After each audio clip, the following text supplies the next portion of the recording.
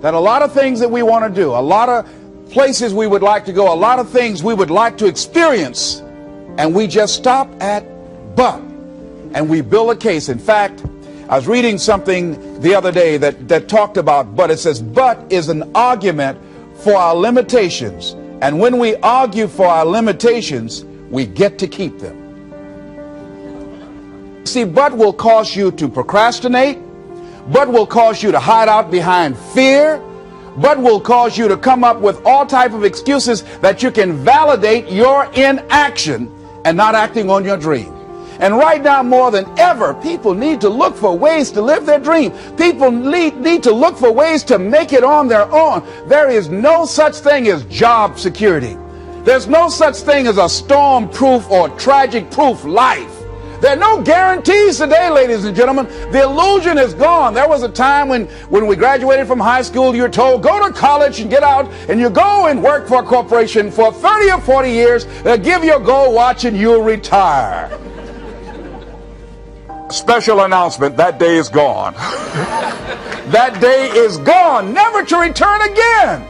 So instead of people living in fear, feeling stressed out, feeling powerless, feeling like victims, I think it should be a time that we need to begin to look at ways that we can become an active force in our own lives. Look at ways when we can decide to take charge of our own destiny. Look at ways when we can decide to design a life of substance and begin to truly live our dreams. And it's time for people to decide, I'm ready to get on with my life. Shake somebody's hand on your right and left. A guy named Bob May said this, don't let nobody turn you around. Do that right quick. Now, you know, a lot of people say, I'm going to live my life one day when things get right. When I get all my bills paid. When I get my feet on the ground. I say, what have you been walking on? See, there are no problem-free moments. A guy named Dimples had a record one time called, If It Ain't One Thing, It's Another. And I say, if it ain't one thing, it's 12 others. Always something there to build a case on why you can't move on, why you can't grow to the next level, why you can't begin to manifest your greatness, why you can't begin to live life on your terms. Always something there to block you, to keep you where you are, and keep you from beginning to develop your true greatness. Always some fear. How do we handle it? And I'm saying that if you've been hiding out behind but, if you've been using the fact that you don't have enough money or you don't have the education, take it head on. Go get the education. I was saying to a guy the other day who was saying, I said, how old are you? He says, 47 years old. I said, your sister tell me that you can't read. He said, that's right. I said, why? Well, you know, I didn't go to school. Excuse me, how old are you? I'm 47. 47? Yes. And you can't read or write? Yes. Have you ever heard of adult school, adult education?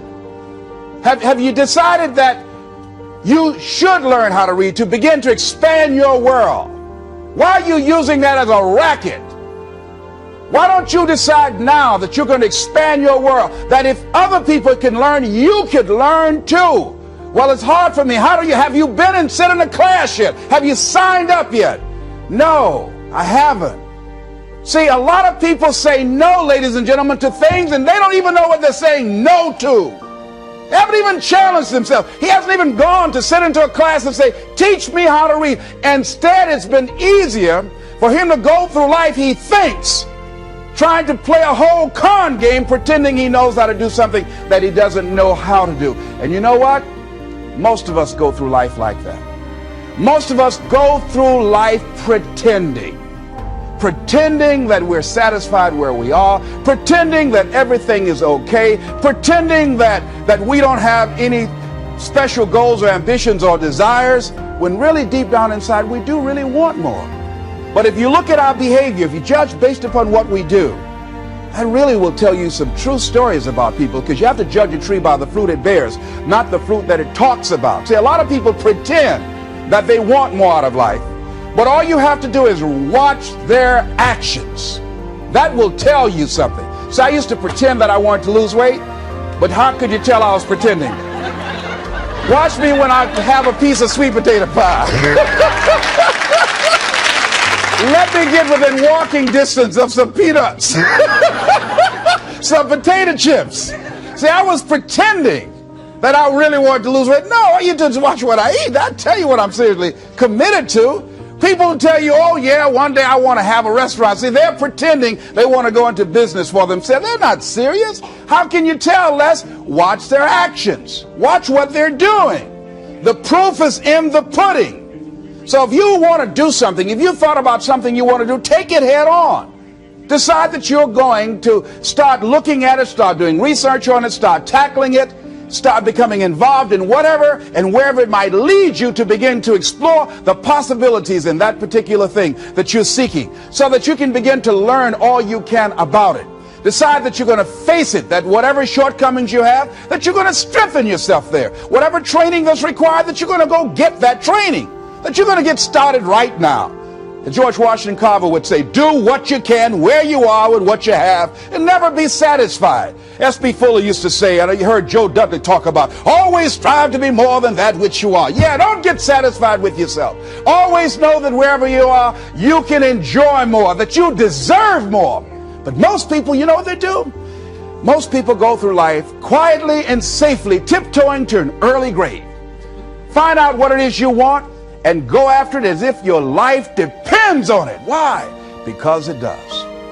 People that have found their passion, people that found the things that they love, people that have found the things that they can pour their lives into, those people live longer. I was in New York and I had to do a seminar at a special church, and a guy by the name of Reverend Johnny Youngblood. And I said, how is it that you were able to build this big housing facility and got all of the various community and religious groups together to have this dwelling for 2,000 residents that were once homeless? How were you able to take on this responsibility? Wasn't it overwhelming? He said, the kind of work I do, he said, it's in me. I've got to live what's in me. And I think that's everybody's desire in life.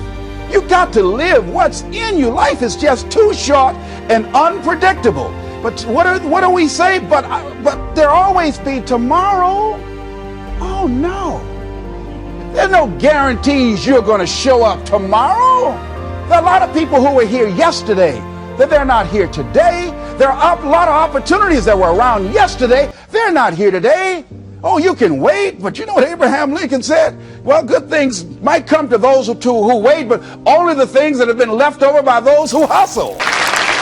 So who want to go through life picking up leftovers? You deserve much more than that. The leftovers is somebody has left you. So take it head on, begin to explore. Here's something else. Decide to do it now.